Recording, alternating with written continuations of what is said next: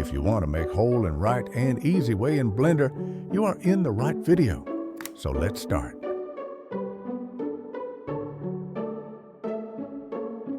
First, select some faces. Then press right-click. In Loop Tools, select Circle. Scale it as you want.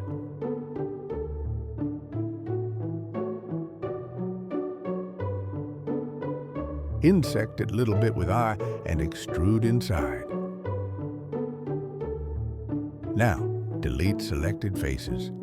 Select boundary edges and bevel it with Control B.